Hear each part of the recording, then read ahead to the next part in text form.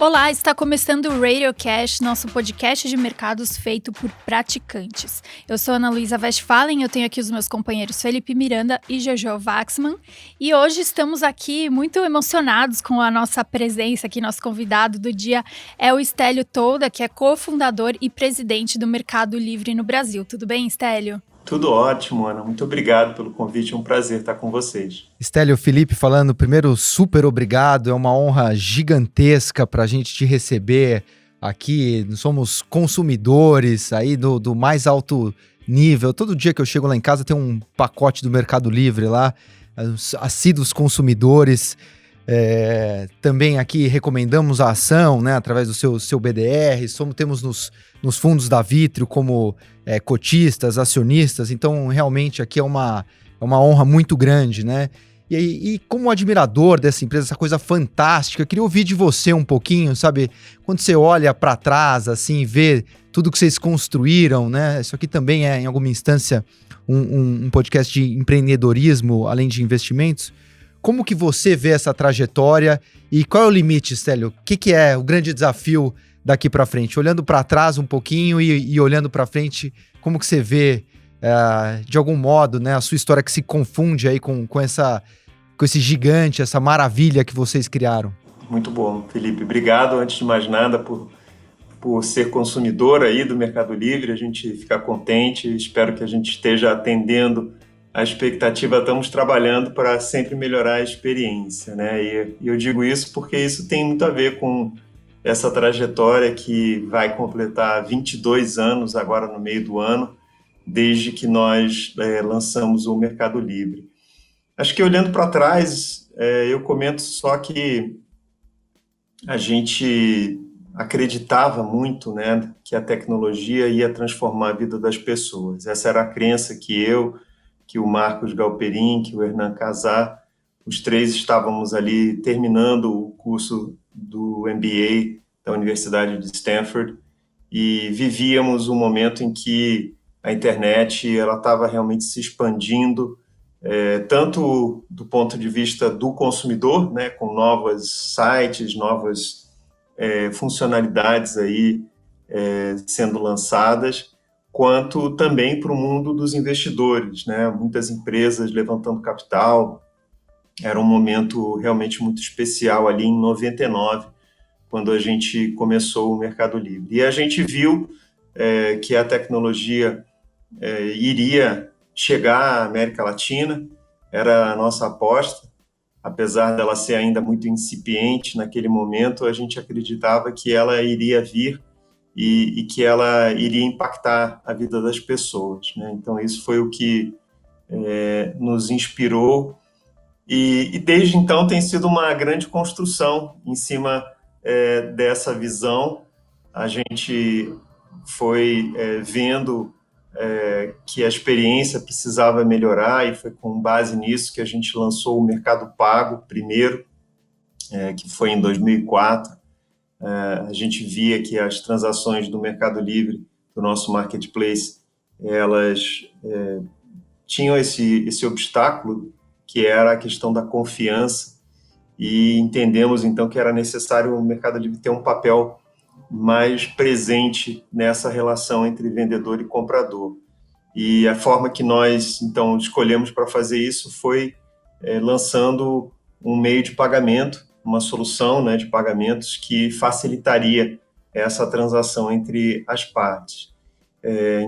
Curiosamente, o Mercado Pago ele foi lançado com esse foco muito grande na confiança, mas ele se tornou uma grande solução de pagamentos que depois a gente viu a utilidade, a aplicação dela também para sites de terceiros, né? E algum tempo depois a gente lançou então o Mercado Pago para outros sites e tempos depois também para o mundo físico, né? Hoje o Mercado Pago, a gente pode falar isso hoje no nosso bate-papo aqui, mas ele é muito mais do que só isso.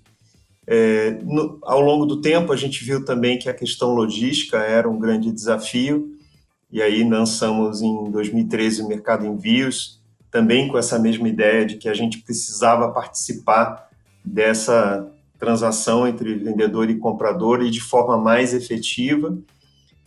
Mercado Envios também tem uma história super interessante, a gente pode explorá-la aqui e, enfim, isso tem, eu acho que, trazido uma facilidade no comprar no Mercado Livre, a questão da entrega rápida e cumprindo, né, as promessas de entrega. Eu acho que isso tudo, então, resume um pouco o momento que a gente vive, que é de muito crescimento, de muita expectativa com relação ao potencial que o negócio ainda tem. A gente viu o e-commerce acelerar no ano da pandemia, no primeiro ano da pandemia, mas independente disso, a gente acredita que ele tem um potencial para crescer muito, né? Ele acelerou muito no Brasil e na América Latina, mas ele acelerou no mundo inteiro também. Então, a gente sempre olhava para a China, para os Estados Unidos, para a Europa, como mercados mais desenvolvidos de e-commerce, e a gente pensava, puxa, né, quando chegarmos a 2 dígitos de penetração, vai ser tão bom, né, que dirá a gente chegar a 20% de penetração, como tinha na China antes da pandemia. E hoje a gente está chegando em 2 dígitos de penetração no Brasil, no e-commerce, mas a gente olha para a China e, né, já há relatos de que o e-commerce na China é maior do que o comércio físico, né, que já chegou em 50% de penetração. Hoje eu lia sobre o Reino Unido. No Reino Unido já se fala em 35% de penetração, nos Estados Unidos também chegando a 25% ou mais de penetração. Então, a verdade é essa, que o e-commerce ele ainda tem muito potencial, inclusive no mundo desenvolvido, que dirá aqui na nossa América Latina, que a gente vê ainda muito potencial. Stélio, você comentou desse período aí de pandemia. A gente sabe que desde o ano passado o e-commerce brasileiro deu um salto gigante, né? E eu queria saber um pouco de você, assim, além da figura do empresário, mas em termos logísticos, em termos de e-commerce aqui no Brasil, eu imagino que vocês tiveram que se transformar e se adaptar muito rapidamente para esse aumento gigante da demanda que vocês tiveram, né? Como que foi aí? Conta um pouco o bastidor pra gente. Todo mundo, eu trabalho aqui na série Melhores Fundos de Investimento, falo muito com os gestores aqui, eles querem todos ter Meli aí como cavalo para pegar essa explosão do e-commerce, mas eu queria que você me contasse o perrengue aí por trás de como é que foi esse salto. Legal, Ana. E assim, é um perrengue sim, né? Até 2013, quando a gente lançou o Mercado Envios, a gente vivia no mundo dos bits e bytes, né? Então era mais fácil porque tudo transitava só nesse mundo digital. A questão da entrega, nós deixávamos realmente a cargo dos nossos vendedores e isso a gente via que era subótimo, né? Não era ideal, a gente tinha vendedores sim que tinham empresas logísticas que os apoiavam, transportadoras, e conseguiam fazer uma entrega boa, um nível de serviço confiável, mas outros que não. A maioria dependia de correios, e a gente pode falar também dos correios e o quanto eles têm sido, acho que, por um lado, um facilitador, mas por outro também uma barreira, acho que, para o desenvolvimento do e-commerce. E então nós víamos ali que era necessário que a gente efetivamente participasse mais, né? E aí você me pergunta sobre a pandemia. A pandemia, ela veio no momento em que a gente havia investido muito ao longo dos anos para a gente montar a nossa rede própria logística. Isso aconteceu ao longo aí de 3 anos, 4 anos, né? Em 4 anos, até 2019, né? Incluindo aí, então, 16, 17, 18 e 19, nesses 4 anos nós investimos um total de 10 bilhões de reais, né? Somando os 4 anos, e a maior parte desse investimento foi para a logística. Então, quando começou a pandemia, a gente estava preparado para surpreender, eu acho que muitos dos nossos consumidores com a velocidade de entrega. Mas esse realmente foi um movimento de alguns anos. Um dado aí que eu cito, interessante, é que em dezembro de 2017, quando a gente estava começando a lançar o nosso primeiro centro de distribuição aqui em São Paulo, nós tínhamos uma participação no nosso volume de entregas que era de 95% dos Correios. Dependíamos quase que exclusivamente dos Correios para a gente fazer a nossa entrega. Em dezembro de 2020, 3 anos depois, é quase o inverso disso. Correios é responsável por menos de 10% hoje do nosso volume, e os outros 90% vão através da nossa rede própria, que obviamente se apoia muito em várias transportadoras, né, mas cuja tecnologia, cujo planejamento todo é feito por nós. E isso realmente trouxe um salto na qualidade da nossa entrega, da nossa experiência completa, né, de comprar e entregar o produto, porque eu sempre falo, né, a experiência ela tem que ser boa não só no aplicativo, não só no site, mas ela precisa ser excelente até o último momento, né, até o momento em que o consumidor recebe a caixa, abre, né, encontra o produto bem embalado. Enfim, é uma situação que não termina só com a relação ali com o consumidor no aplicativo. E você fez um comentário, né? Começou há 22 anos atrás, vocês olhando, né, saindo do MBA e vislumbrando aí que o mundo seria mais tecnológico. Eu cheguei um pouco depois de vocês, acho que quando vocês estavam saindo eu estava chegando. Eu cheguei lá na Califórnia em 99, mas Legal. fui fazer a trilha de engenharia em vez de fazer o MBA. Talvez tenha já tomado uma primeira decisão errada. Mas eu lembro muito de uma visão que era... Eu tinha um amigo que largou o mestrado no primeiro trimestre para ir trabalhar na PayPal, né? E era aquele negócio eBay para um lado e não sei o quê. E a gente olhava e falava assim, você é louco, né? O que você vai fazer? Tipo, sabe, você tá abandonando o currículo aqui, você vai sair sem diploma e tal. Bom, ele seguiu o Peter Thiel, foi CFO de várias coisas, mas, quer dizer, eu queria que você resgatasse um pouco disso, quer dizer, como é que é? Hoje parece meio óbvio, né? Ah, poxa, quem não viu, né? Mas naquela época, você teve a primeira inflada e bolha da internet, né? Não foi tudo que continuou de lá para cá, quer dizer, como é que é esse vislumbrar, né? Quer dizer, como é que é esse olhar, algo que a ponte não estava construída, né? Hoje parece fácil de ver. Queria que você falasse um pouco disso, quer dizer, o que vocês enxergaram, assim, e o que vocês deixaram para trás, talvez, de vidas passadas para embarcar nessa aventura aí que deu origem ao Mercado Livre. Legal. Bom, eu vou comentar um pouquinho da minha formação, porque eu também estudei engenharia e na Califórnia também, na própria Universidade de Stanford, antes de fazer o MBA. Então, eu também tinha uma paixão, né, por tecnologia. É claro que na minha vida de engenheiro pregressa, a gente ainda falava muito sobre o hardware, né? A gente ainda se focava muito, não tanto no software, mas em desenvolver tecnologias que eram hardware, que era realmente tangível, e que isso efetivamente também, né, faria parte dessa transformação tecnológica.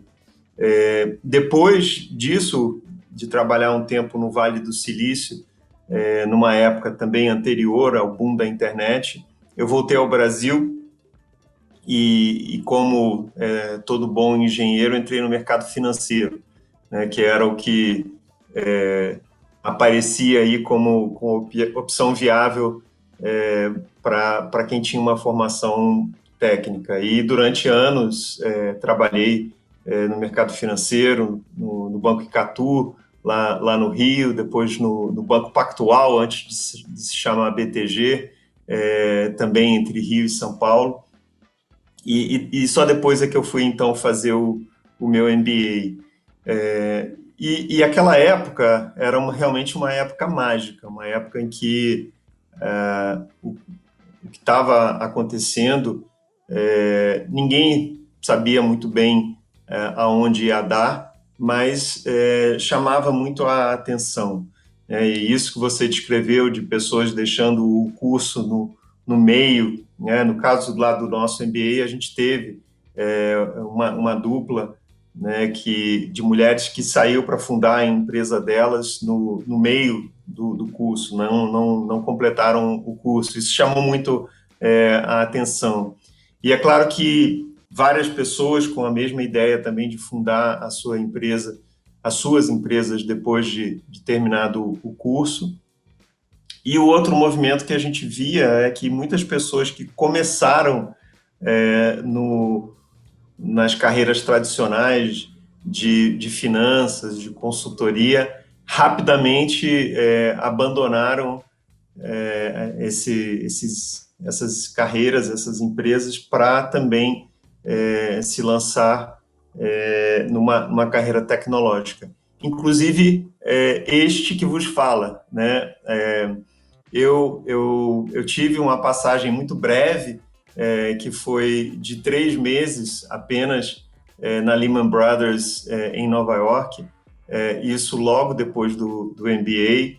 Eu me reencontrei com o Marcos Galperin na Lehman Brothers e ouvindo ele contar um pouco do que tinha sido o lançamento do Mercado Livre na Argentina, eu me apaixonei pela história e me ofereci para me juntar à equipe e lançar a empresa aqui no Brasil. Então, isso que você contou aconteceu comigo, né? Aconteceu comigo também, a mesma coisa. Eu tinha terminado o curso, a diferença é que eu tinha terminado o curso, mas no meu caso eu abandonei o sonho americano de uma carreira em Wall Street para fundar o Mercado Livre no Brasil.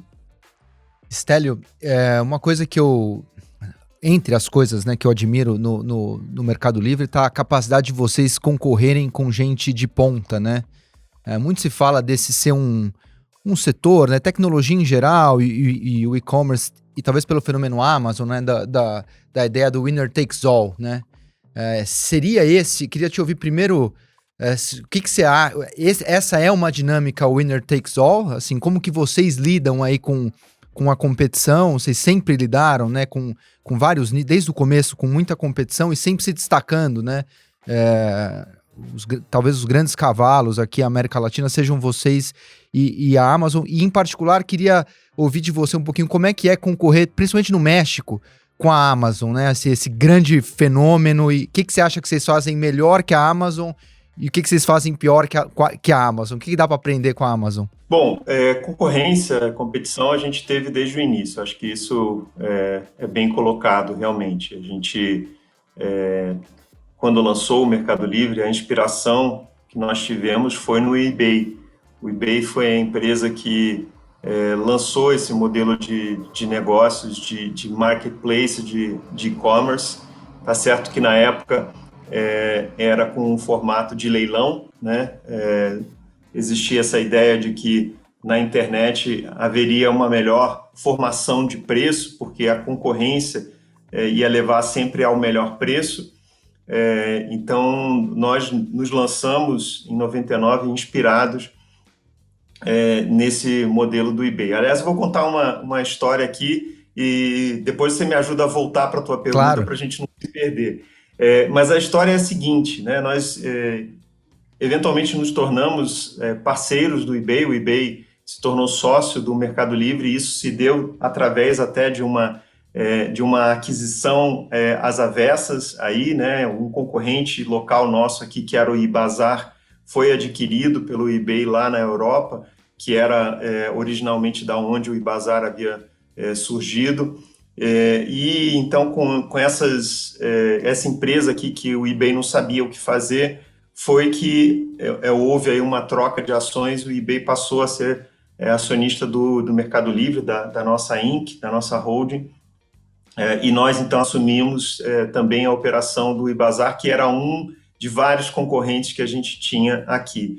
Mas a história que eu ia contar é a seguinte, é que em uma das reuniões que a gente teve com a CEO do eBay na época, que é a Meg Whitman, foi até candidata depois a presidente pelo Partido Republicano aí numa eleição anterior, nós ouvimos ela dizer o seguinte, o Jeff Bezos, ele gosta muito do nosso modelo de negócios, inclusive mais do que o próprio modelo de negócios dele, né? E foi muito curioso isso, porque, de fato, o modelo de negócios do eBay, que é o do Mercado Livre, que é o marketplace online, é um modelo que tem justamente isso que você falou, essa dinâmica de winner takes all ou winner takes most. Por quê? Né?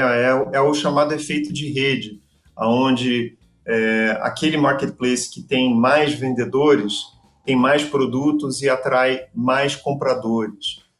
O marketplace que tem mais compradores, tem mais tráfego, tem mais liquidez e atrai mais vendedores, né? Esse círculo virtuoso é o círculo que todo marketplace busca, né? Todo marketplace começa do zero, né? No dia zero tem 0 vendedores, 0 compradores, ou se você é um aplicativo de táxi, né? Ou de viagens, no dia zero você tem 0 motoristas e 0 consumidores, mas você começa em dado momento a atrair, no caso do Uber, motoristas para que você tenha uma oferta, né, de carros para atrair compradores. E no caso do Mercado Livre, que é muito anterior ao Uber, antes de você ter, né, um marketplace, você precisa ter vendedores ali, ter produtos para que seja atraente para os consumidores. Mas esse ciclo virtuoso ele é muito, muito poderoso e ele é difícil de ser quebrado. Curiosamente, a Amazon ela conseguiu superar o eBay. O eBay era assim um cavalo que estava vários corpos de vantagem à frente, porque o modelo dele era esse modelo, era um modelo de o que a gente chama, né, no setor aqui de marketplace ou de third party marketplace, né, onde são terceiros quem vendem, quem vende os produtos, não é o próprio site. E a Amazon, quando a gente lançou, era uma loja, né? Era um que a gente chama de first party, ele vendendo, né, comprando produtos para revender. Mas a gente viu e a gente assistiu depois de camarote acontecer essa transformação que a Amazon efetivamente conseguiu suplantar o eBay, conseguiu executar melhor a sua estratégia e em grande parte isso se deve a ter investido muito na logística, tá? Então não é por acaso que o Mercado Livre em 2013 toma a decisão de que era preciso entrar em logística, e hoje o marketplace da Amazon nos Estados Unidos ele vende mais do que o negócio de venda direta, o negócio de first party, né? Então, sim, acho que é uma lição interessante do mundo dos negócios, desse mundo de tecnologia em que as coisas acontecem de forma muito dinâmica, e serviu muito para a lição nossa, né, que a gente tem sempre que estar realmente se reinventando. Você me perguntou também como é competir com a Amazon no México e no Brasil também, né? Eles também são competidores aqui no Brasil. Acho que nos obriga, sim, a estar sempre inovando, né? Esse foco na experiência do cliente é um foco que a gente tem e que eles têm também.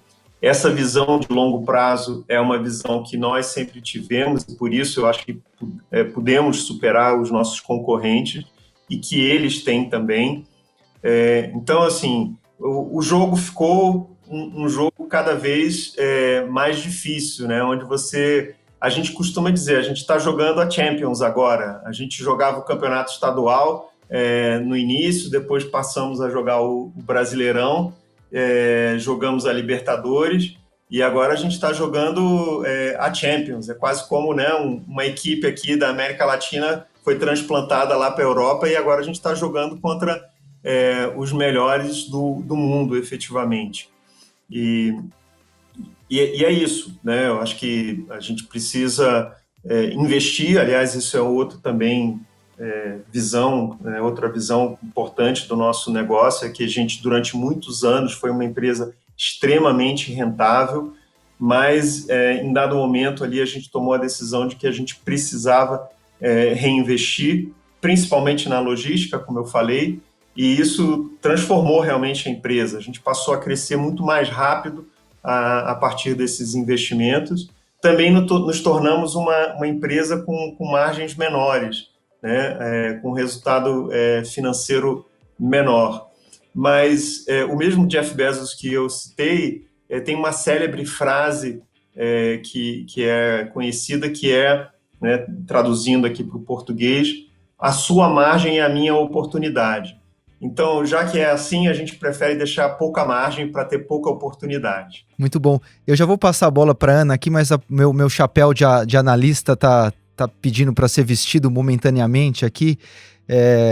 A gente viu um grande rally, né, principalmente nos últimos anos, mas mais intensamente no ano passado, das ações ligadas ao e-commerce e à tecnologia, né, os cases de growth, e agora, de algum modo, o mercado voltando aí as empresas da velha economia, com a perspectiva de abertura e com a subida dos yields americanos, né? Então tá todo mundo sofrendo um pouquinho, e nós como analistas aqui, até uma certa dificuldade em avaliar essas empresas, né? Porque muito growth lá na frente, aí meio pode ser qualquer coisa e tal. Eu me lembro de ter ido há alguns anos para a Universidade de Colômbia e ter esbarrado ali com o professor, estava contando que o Bruce Greenwald estava 30% short em Amazon, 30% acima do preço da ação ali. Então, assim, nem o Bruce Greenwald, supostamente, sabendo avaliar, você carregou essa posição, coitado, tá tomando um calor na sauna até agora.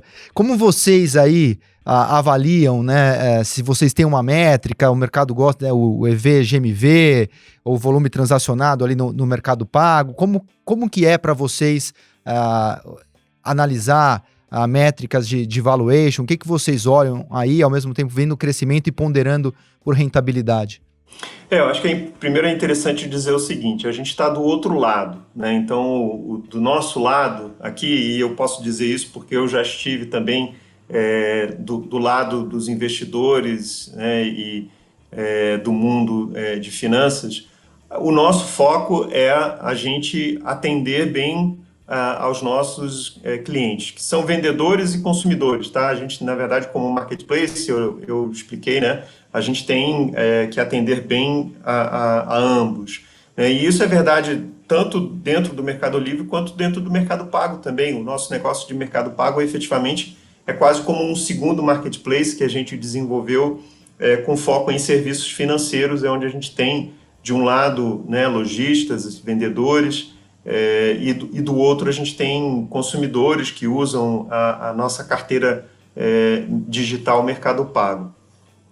Mas então o nosso foco é sempre esse, a gente pensa nesses termos, né? Como a gente pode melhorar aquilo que a gente está fazendo, e é óbvio que a gente quer que isso se traduza em usar mais os nossos serviços, né? A gente quer que novos compradores, né, passem a comprar, gente que nunca comprou antes. A gente quer que quem compre chegue ao nível lendário, né, nível 6, e efetivamente queira sempre pensar primeiro no Mercado Livre como aonde vai comprar. E a mesma coisa no Mercado Pago, a gente quer que os serviços financeiros que a gente oferece na nossa carteira digital sejam atraentes o suficiente para que a vida financeira de uma pessoa se concentre ali também, ela passe a usá-lo, né, diariamente e até várias vezes por dia.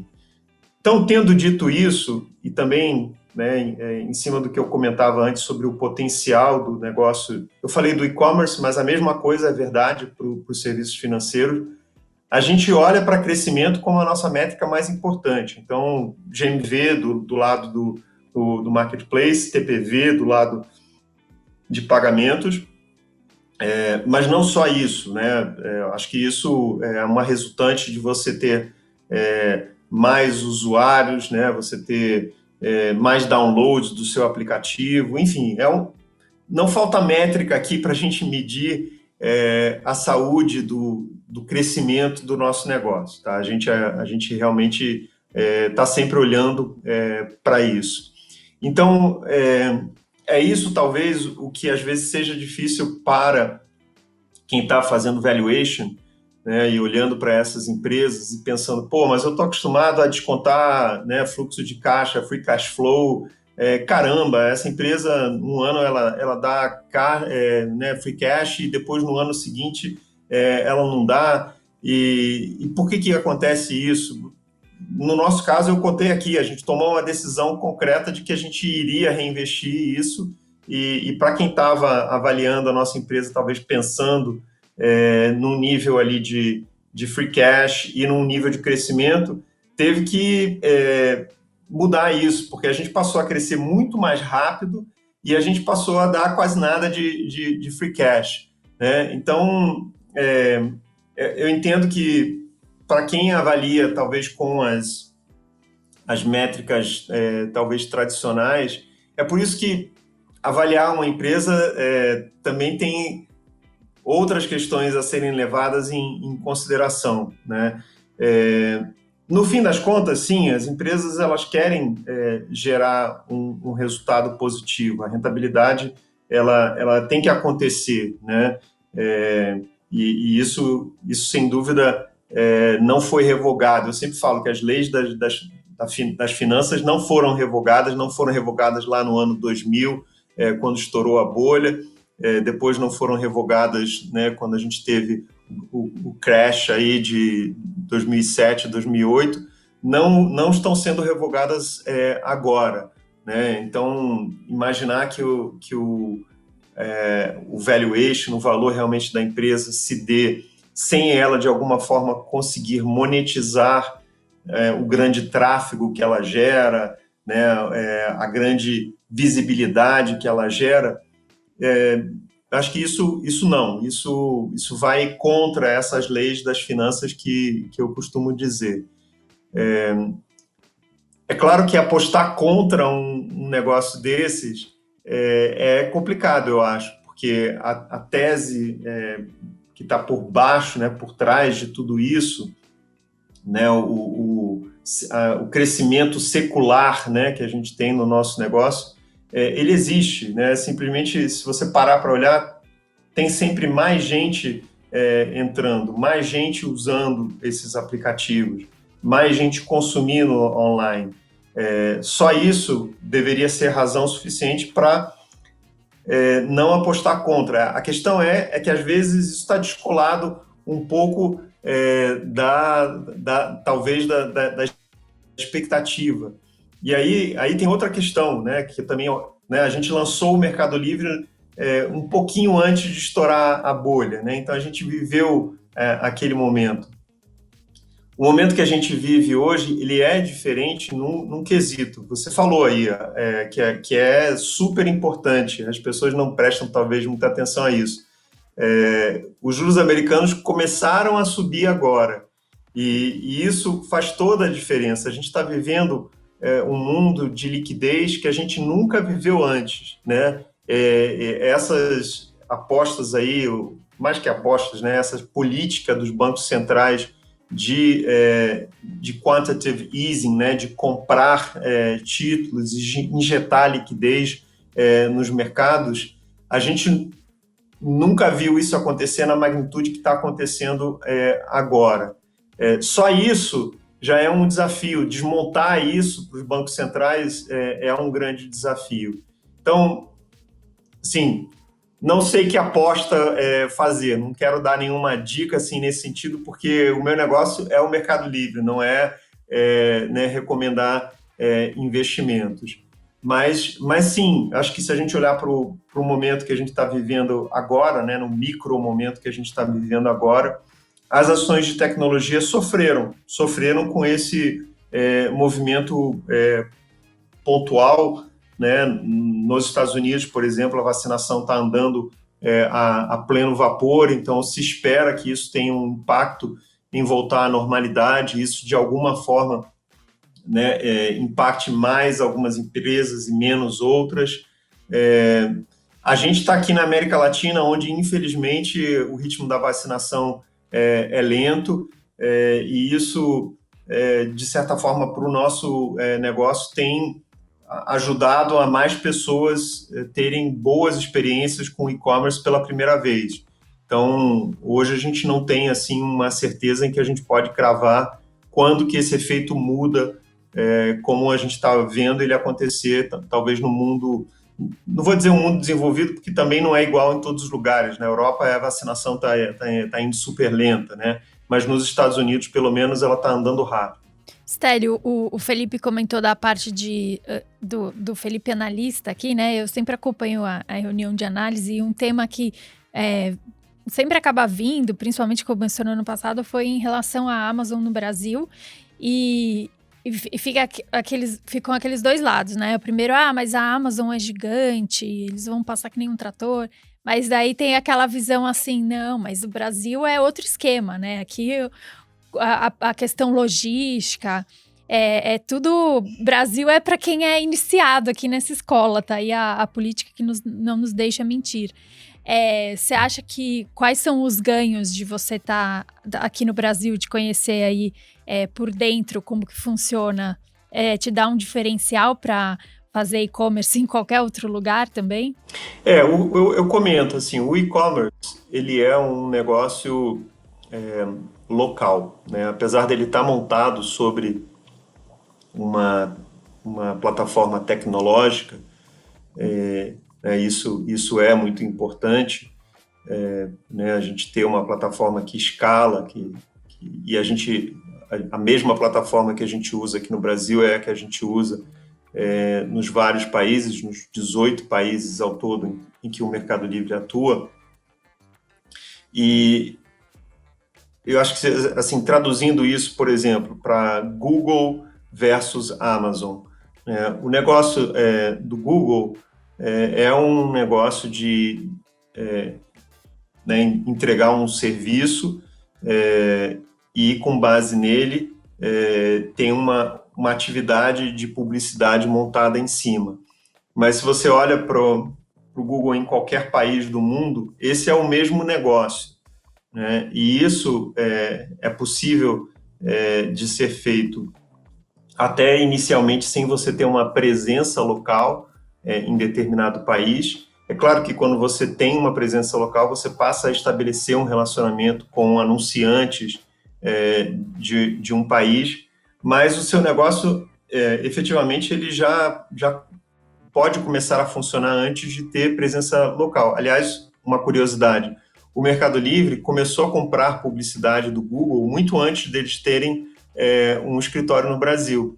Nós fomos a Mountain View e vimos o potencial que esse negócio tinha de publicidade e de atrair novos usuários. E então nós compramos, começamos a comprar deles lá.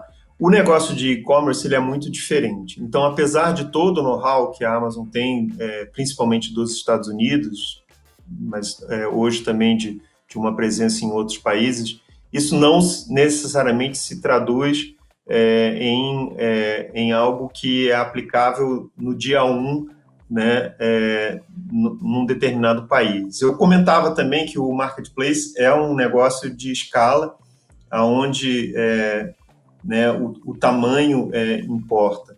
E o Mercado Livre já é um player relevante aqui no e-commerce brasileiro. Aliás, ele é o líder do e-commerce brasileiro já há alguns anos. Então, para quem vem de fora, por mais know-how que tenha, traduzir isso realmente em ter um marketplace com mais vendedores, então com mais produtos, com melhores preços, com um sortimento maior, e isso atrair o consumidor não é trivial, realmente não é trivial. Eu também disse que o e-commerce ele não é só você ter uma plataforma tecnológica, mas você também poder entregar e a sua experiência de ponta a ponta ela ser excelente. Então isso também traz uma outra barreira, que é a questão logística. E por mais know-how que você possa ter de operar logística em um outro país, quando você vem para o Brasil, para qualquer novo país, você precisa entender como a logística funciona naquele país, Não adianta que você não vai ter os mesmos provedores, né? Não é FedEx e UPS que dominam a entrega do e-commerce no Brasil. A gente tem os nossos provedores aqui. Então, esse é o grande desafio de qualquer empresa internacional que entra no Brasil. A gente, como eu disse, está há 22 anos aqui, né? Aprendendo muito sobre esse relacionamento com meios de pagamento locais, com serviços logísticos locais, com vendedores, né? E agora que a gente tem um negócio também que é de venda direta, o Mercado Livre também se tornou first party, né, para usar esse linguajar do setor, a gente também tem relacionamento com provedores, com fornecedores locais. Então, tudo isso é um grande aprendizado que a gente desenvolveu ao longo do tempo. É claro que o potencial do e-commerce é gigante, né? A gente já falou aqui, a gente está só no começo disso, então é natural. O Brasil ele tem uma combinação muito especial para qualquer jogador global, que é a seguinte: ele, por um lado, ele já tem um tamanho relevante, e, por outro, ele ainda tem um enorme potencial de crescimento. Essa combinação dos principais mercados hoje de e-commerce do mundo, nenhum deles tem, né? Alguns já têm um grande mercado, mas com um crescimento baixo. Outros são mercados ainda relativamente pequenos, com um enorme potencial de crescimento. O Brasil é dos poucos, realmente, se não o único principal mercado do mundo com essa combinação. Stélio, deixa eu fazer uma perguntinha. Eu tenho duas perguntas, mas vou fazer a primeira. Quer dizer, você falou bastante de logística e no começo da conversa você falou sobre o desafio que foi criar a Mercado Envios, né? E como Correios deixaram de ser relevante nessa troca. Queria que você falasse um pouco da perspectiva. Se falou bastante, né, no ano passado sobre privatização dos Correios e como é que você vê isso aí, trazendo um pouco para os desafios de empreender no Brasil. Quer dizer, se isso você vê isso como uma alternativa, né? Quanto você pode falar se isso é algo que estaria nos planos de vocês, quer dizer, e quão importante seria ter os Correios como uma peça relevante? A resposta é não, né? A gente preferiu desenvolver uma alternativa aos Correios dentro de casa.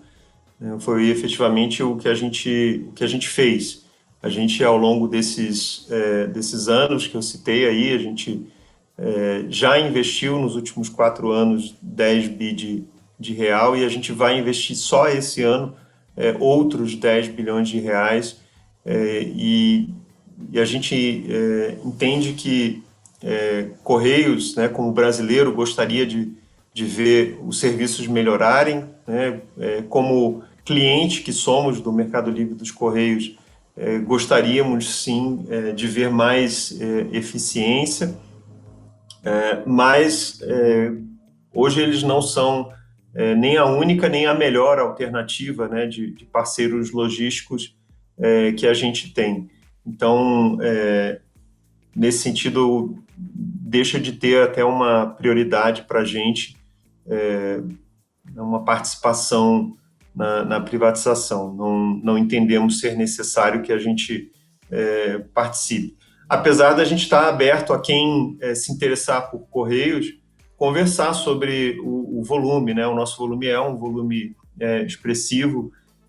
Hoje eu não sei, mas no passado nós éramos o principal cliente dos Correios. Hoje a gente não é mais, eu acho, né? Não sei. Mas ainda assim somos um cliente relevante. Então, para quem for dono dos Correios, conversar com o Mercado Livre, eventualmente poder prestar serviços, né, para a gente, vai fazer sentido. Mas é interessante que quando a gente tem a nossa própria rede logística e a gente otimiza essa rede para as necessidades dos nossos vendedores, dos nossos compradores, a gente consegue ser muito mais eficiente, né? A gente consegue ser mais rápido, consegue ser mais barato, e então, realmente nesse sentido, não se justifica a gente investir na privatização. A outra pergunta, eu lembro de uma conversa há uns 5 anos atrás que eu tive com o pessoal na Dynamo, e aí eles apresentaram 2 cases pra gente, né? Um case era o case da XP e o outro era o case do Mercado Livre. Vocês compraram? Era uma boa aposta, 5 anos atrás.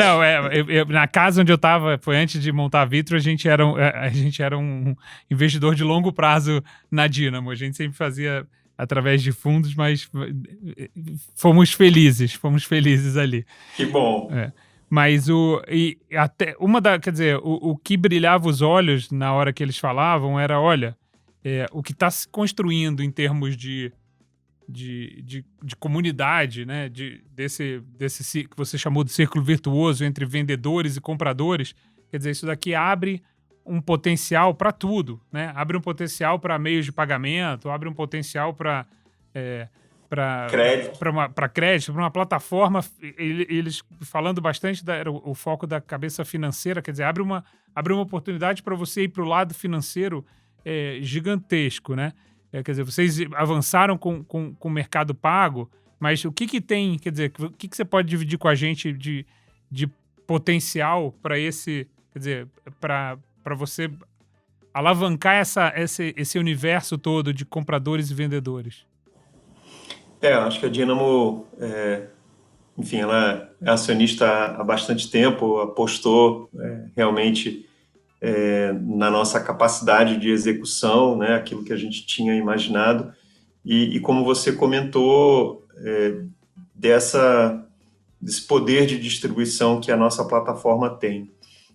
E hoje o Mercado Livre empresa está montado sobre 2 grandes negócios, um negócio de varejo, que é o Mercado Livre aplicativo, marketplace, e o negócio de serviços financeiros, que é o Mercado Pago. E a gente, até, apesar de ter esse nome Mercado Pago, e de originalmente a gente ter lançado como uma solução de pagamentos, eu gosto muito de falar serviços financeiros, né, quando eu me refiro a esse outro pilar do nosso negócio, porque é realmente assim que a gente entende, né, que a capacidade que essa plataforma tem de distribuição para qualquer serviço financeiro que a gente puder pensar. Então, a gente nasce com pagamentos, hoje a gente já tem um negócio de créditos expressivo e ainda com um potencial de crescer muito, muito mais.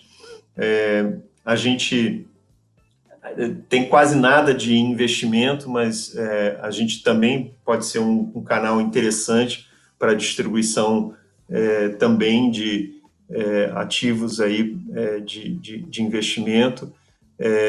Começamos com seguros, né? Hoje a gente começa com garantia estendida, com seguro contra roubo e dano, que são seguros muito afins com o negócio de e-commerce, mas o potencial para distribuição de outros seguros, né, é gigante também, vida, previdência, enfim, a gente realmente acredita no potencial desse negócio. É um ambiente concorrido também, né? Existe muita competição, não só dos players tradicionais, dos incumbents aí, mas também das fintechs. Também a gente tem visto, né, muitas empresas boas aí se lançando nesse mundo, mas e uma dinâmica talvez diferente daquela dinâmica de winner takes most que a gente encontra no marketplace. Mas, de qualquer forma, um negócio com grande potencial aí de crescimento, mesmo que a gente né, divida aí a liderança com outros players, a gente acredita que tem espaço para crescer muito o negócio de serviços financeiros também.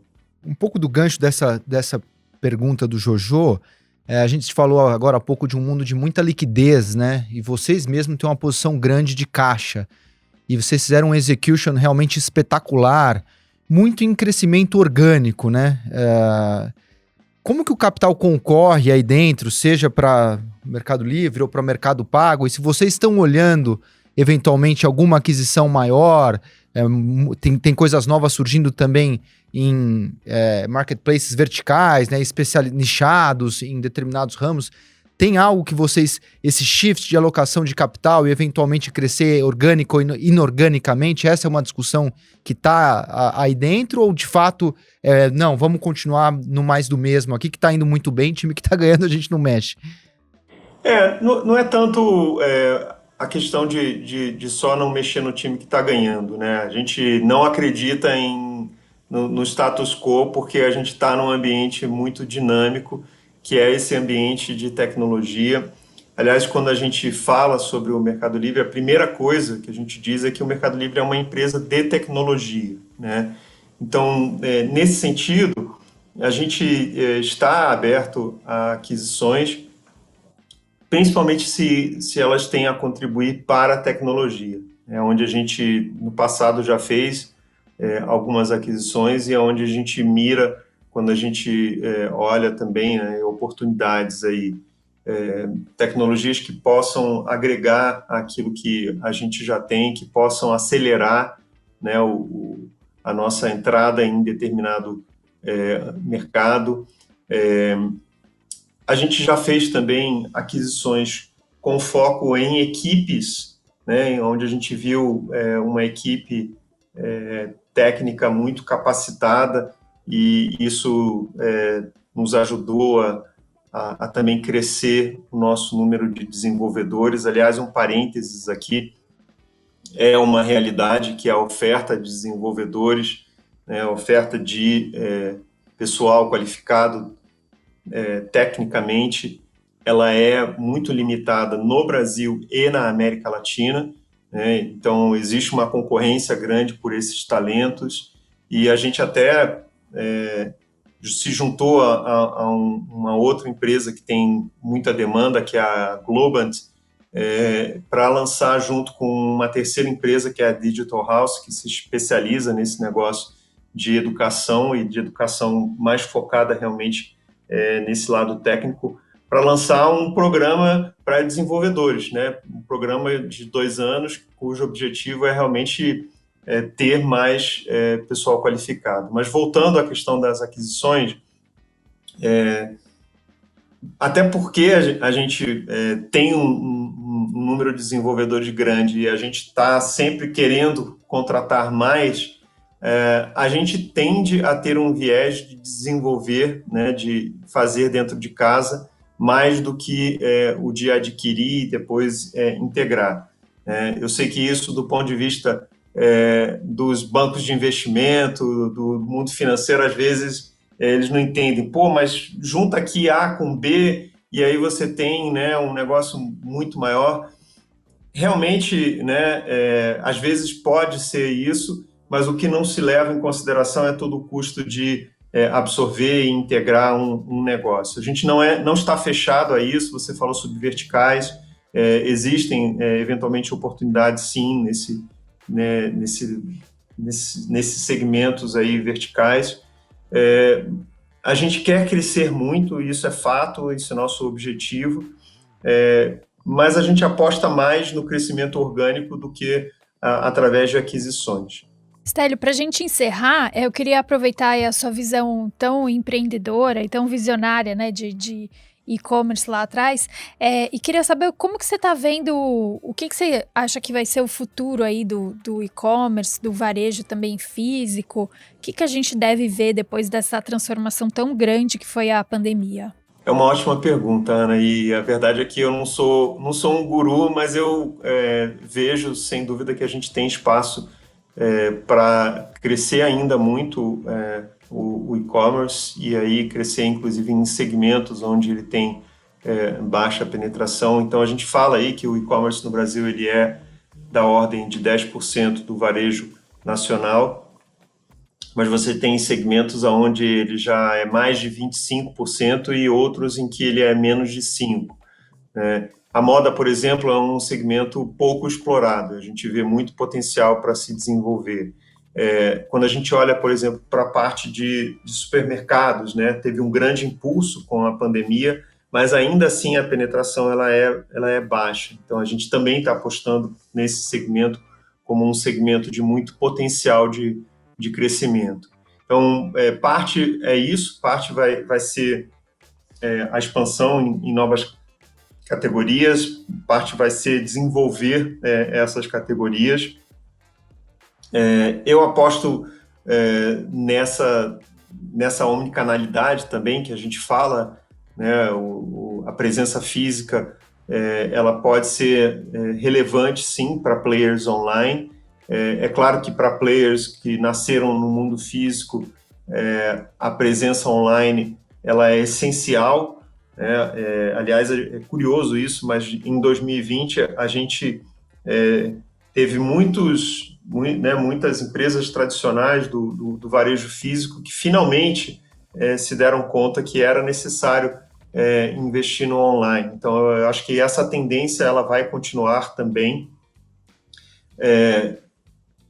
Mas a gente vai ver, né, talvez essas linhas aí se cruzarem cada vez mais entre o mundo online e o mundo físico. Eu aposto muito na conveniência, né, nas melhores experiências para o consumidor. Então, hoje, se a gente aposta muito e aponta muito para uma métrica que é o percentual de entrega em até 2 dias, isso vai mudar. Daqui para frente, a gente vai estar olhando para 1 dia, né, e, em alguns casos, até para o mesmo dia. Hoje, a gente já tem uma parte da nossa entrega que consegue ser feita no mesmo dia que a pessoa compra. A gente quer que isso cresça, que isso seja mais relevante. Então, a gente aposta também muito na melhoria dessa questão logística e quem se beneficia é o consumidor, né? Eu acho que, no fim das contas, o e-commerce ele só tem potencial de crescimento, ele só vai efetivamente realizar esse potencial quando as experiências sejam surpreendentes, sejam realmente vencedoras a ponto desse consumidor, dessa consumidora querer voltar, né? Não comprei pela primeira vez e foi excelente, né? Me surpreendi. Então na próxima vez que eu for comprar eu vou procurar primeiro online, né? Por que eu vou até a loja? E eu digo isso independente da pandemia, né? A gente eventualmente em algum momento vai voltar ao normal e vai poder visitar as lojas não vão deixar de existir, mas vai ser uma escolha do consumidor, se ele prefere ir até a loja para comprar ou se prefere receber em casa. Maravilha. Stélio, super obrigado, foi uma honra enorme conversar com você, aprendemos demais aqui, uma aula engrandecedora. Muito obrigado, parabéns por tudo que você construiu e vamos em frente que eu quero continuar. Eu tô lá no nível mais alto de vocês, eu, minha esposa, a família toda, então só tenho a agradecer pela experiência como usuário e como aqui cotista dos fundos da Vitro que investem em Mercado Livre também. Sabe que eu tenho uma história, eu tenho um filho de 7 anos e outro dia eu cheguei em casa e ele falou assim, mamãe, eu quero vender alguma coisa no Mercado Livre. Aí eu falei, filho, ele tem 7 anos, de onde ele tirou isso? Ele assiste aqueles youtubers de gamer, sabe? E acho que o gamer deve ter comentado que ele vendeu alguma coisa no Mercado Livre, que com dinheiro ele comprou um microfone novo, alguma coisa assim. E eu achei muito engraçado, que eu cheguei em casa, fui totalmente surpreendida. E assim, é uma geração que já começa considerando isso, né? Assim, a gente que é mais velho total. teve que passar por toda uma curva. Meu filho é um pouco mais velho, mas se cansou da bateria eletrônica, desmontou, encaixotou, vendeu no dia seguinte, pum, acabou, levou. Falou, pai, quando você receber o crédito, você já me passa o dinheiro. Falei, pô. Muito legal ouvir essas histórias. Fico contente que a gente também já está no imaginário até dos menores aí, com o filho da Ana, e é isso. Acho que a gente só vai conseguir efetivamente, realmente captar a atenção do consumidor se a gente conseguir encantá-los, né? E é para isso que a gente tem trabalhado. Bom, eu tenho uma última pergunta, ela é totalmente fora do script, quer dizer, como é que é a rivalidade Pelé e Maradona numa empresa que foi fundada na Argentina e e hoje tem, tipo, tantas raízes no Brasil. Quer dizer, como vocês levam isso na cultura interna? A cultura do Mercado Livre é uma cultura muito forte. Eu acho que isso é o mais importante. Eu aprendi ao longo desses anos, né, que eu tenho trabalhado com argentinos, mas não só com argentinos, tenho trabalhado com colombianos, mexicanos, chilenos, e uruguaios, né? E o que eu noto é que, apesar da gente ter uma grande rivalidade no futebol, nós somos povos muito parecidos, mais até do que alguns que têm o mesmo idioma, como a Argentina tem com o México, por exemplo, né? Então isso também eu acho que tem nos ajudado a poder entender melhor, né, a necessidade de um consumidor de um ou de outro país. Agora, nesses 22 anos, o que eu pude ver foi o Brasil ser pentacampeão, foi o Brasil ganhar a medalha de ouro no futebol, e eu acho que eles têm pouco aí para algumas Copas Américas, algumas Copas das Confederações, eles têm pouco a relatar, né, nesse quesito aí, nesses últimos 20 e tantos anos, Messi à parte. Muito bom. Contra fatos não há argumentos, né? É Stélio, fato. super obrigada pela sua participação, parabéns pela sua trajetória. E você que está nos ouvindo, por favor, se gostou, sugere para os seus amigos, curte a gente na plataforma que você estiver nos ouvindo e também pode sugerir novos entrevistados pelo radiocast@empíricos.com.br. Até a próxima. Tchau, tchau. Stélio, muitíssimo obrigado, viu? De verdade, foi um show. Um abraço. Obrigado, gente. Obrigado, grande abraço. Valeu, até logo. Stélio. Tchau, tchau.